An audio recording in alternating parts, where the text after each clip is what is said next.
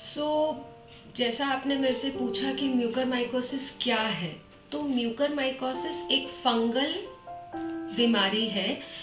और ये क्योंकि अभी सबको पता चला है उसका मतलब ये नहीं है कि म्यूकरमाइकोसिस कोई नई बीमारी है। जैसे कोरोना एक नई बीमारी है, वो पहले नहीं थी। म्यूकरमाइकोसिस कोई नई बीमारी नहीं है। म्यूकरमाइकोसिस सबसे पहले 1885 में डिटेक्ट किया गया था। अभी अचानक से सब लोग म्यूकरमाइकोसिस के बारे में क्यों बात कर रहे हैं? ऐसा है कि पहले म्यूकरमाइकोसिस किसी में नहीं होता था और अभी सबको होने लगा है?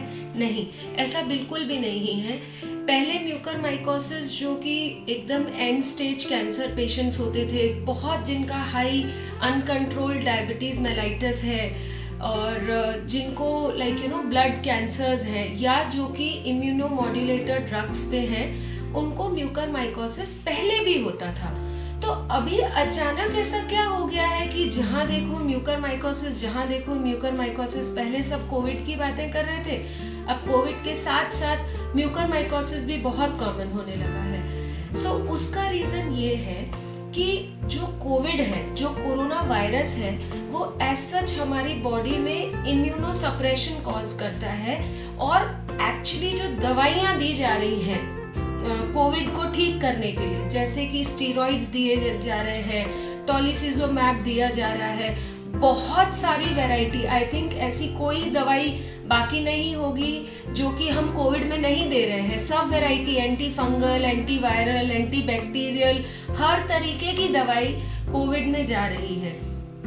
इससे होता क्या है कि पेशेंट का इम्यून सप्रेशन हो जाता है। मेरा इससे क्या मतलब है, जनरल पब्लिक के लिए अगर मैं इस बात को नॉर्मल लैंग्वेज में समझाऊं तो इम्यून सिस्टम मतलब हमारे शरीर का प्रतिरोधक सिस्टम। मतलब अगर हमारी बॉडी में कोई इन्फेक्शन होने वाला है तो शरीर में ऐसी शक्ति होती है, शरीर में एक ऐसा सिस्टम होता है जिसको हम इम्यून सिस्टम बोलते हैं, जो उससे लड़ने के काबिल होता है। पर जब ये इतनी सारी दवाइयां, कॉकटेल ऑफ मेडिसिन जाती है, जो कि देना जरूरी है, उसमें डॉक्टर भी मजबूर है। अगर हमें कोरोना के पेशेंट को ठीक करना है, जो कि एक डेडली बीमारी है, तो वो सारे कॉम्बिनेशंस हमें मजबूरी में देने पड़ रहे हैं।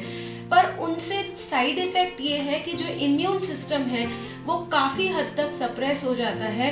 और ये जो फंगस है जिसको ज़ाइगोमाइसिटीज कहते हैं, ये एक ज़ाइगोमाइसिटीज वैरायटी का फंगस है जो कि म्यूकरमाइकोसिस कॉज करता है, उसको फटाफट जगह मिल जाती है। It gets space to enter your body. जैसे कि हम एक छोटा सा एग्जांपल ले, हमारी स्किन है बराबर, अगर नॉर्मल स्किन है तो यहाँ पे कोई भी इन्फेक्शन होने के चांसेस बहुत कम है, बहुत रेयर है। पर यहीं अगर हमें कुछ चोट लग जाती है, हमारी ये स्किन छिल जाती है, तो इन्फेक्शन होने के चांसेस बहुत बढ़ जाते हैं। क्यों? क्योंकि वायरस, बैक्टीरिया, फंगस सबको अंदर घुसने का एक जरिया मिल गया। आई थिंक इससे ये बात क्लियर हो गई होगी कि म्यूकरमाइकोसिस आखिर अचानक से इतना क्यों बढ़ गया है, और उसके बारे में सब लोग इतना क्यों बात कर रहे हैं और क्यों इतने डरे हुए हैं। आपका दूसरा सवाल है कि अगर घर पे, पहली बात तो उसको डिटेक्ट कैसे किया जाए। आंखों में अगर आपको दर्द हो रहा है, आंखों में अगर सूजन आ गई है, अगर आपकी जो पापड़ है वो नीचे ढल गई है, जिसको हम टोसिस बोलते हैं, मतलब ऐसे आंख बंद हो गई है, राइट। आपको हेमीफेशियल स्वेलिंग है, मतलब एक साइड पे आपको फेस पे स्वेलिंग है, और अगर आपकी नाक में ऐसे स्टफी फील हो रहा है, मतलब ड्राई फील हो रहा है, ऐसा लग रहा है नाक बहुत भरा भरा है, लॉस ऑफ स्मेल हो रहा है, तो ये सारे सिम्टम्स हैं कि आपको म्यूकरमाइकोसिस हो सकता है। इसको एक ब्लैक फंगस इसीलिए कहा जाता है कि ये मेनली है ना ब्लड वेसल्स को काफी इफेक्ट करता है। जब ये ब्लड वेसल्स को इफेक्ट करता है तो हम सब जानते हैं कि ब्लड वेसल्स ही वो जरिया है जिससे हमारी हमको बॉडी में ऑक्सीजन मिलता है, हमारे हर बॉडी के पार्ट को ऑक्सीजन मिलता है। सो जब वो ब्लड वेसल्स को जाके इफेक्ट कर देता है तो उस पार्ट को नेक्रोस कर देता है। नेक्रोस एक मेडिकल टर्मिनोलॉजी हुआ, मतलब उस पार्ट को जाके सड़ा देता है, उस पार्ट को जाके गला देता है। इसीलिए वो जो सड़ा हुआ और गला हुआ पार्ट जहाँ पे भी है, स्पेशली जैसे नाक में है, पैलेट में है, ये जो ऊपर पैलेट होता है हमारा, जिसको हम तलवा कहते हैं, वहां पे अगर काला काला हो गया है, वो इसीलिए हो गया है क्योंकि जो ब्लड वेसल्स अफेक्ट हुई उसने उस एरिया को पूरा सुखा दिया, गला दिया। अब इसको डिटेक्ट करना बहुत जरूरी है और इसमें मैं यही बोलना चाहूंगी कि अर्ली डिटेक्शन, जितना आप डॉक्टर के पास जल्दी जा सकते हैं उतना अच्छा है।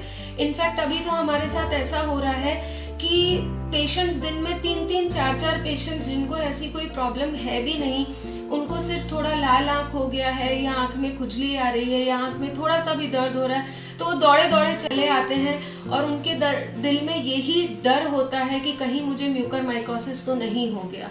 सो देयर इज नो हार्म, अगर आप किसी डॉक्टर को अर्ली कंसल्ट कर रहे हैं तो उसमें कोई नुकसान नहीं है। लेट नहीं होना चाहिए।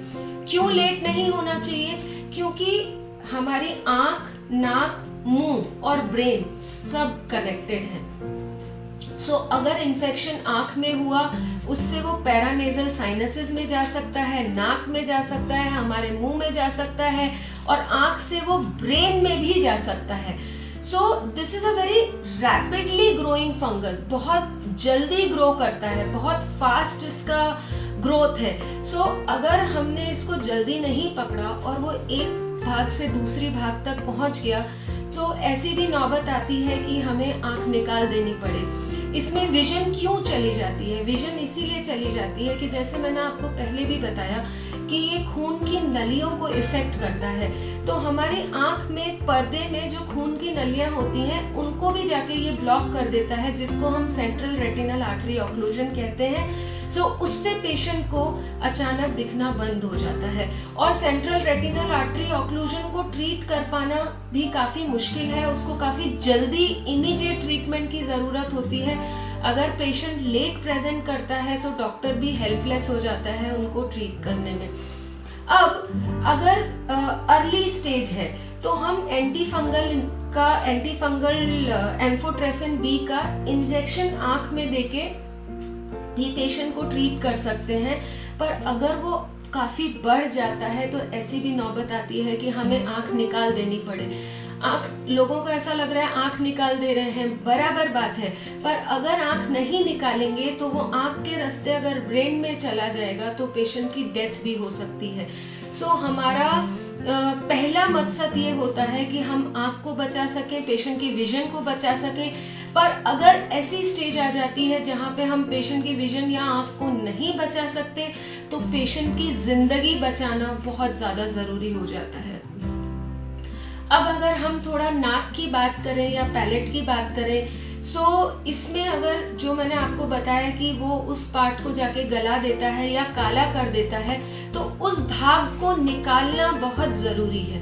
क्यों जरूरी है? क्योंकि वो नेक्रोटिक पार्ट है। अगर हम उसको वैसा का वैसा ही रहने देंगे और दवाइयां एंटीफंगल देते जाएंगे किसी भी फॉर्म में, चाहे हम आंख में दे रहे हैं, चाहे हम इंट्रावीनस दे रहे हैं, चाहे हम ओरल दे रहे हैं, तो वो उस पार्ट में काम ही नहीं करेगा। इसीलिए along with giving medication, removal of that necrotic material also becomes very important.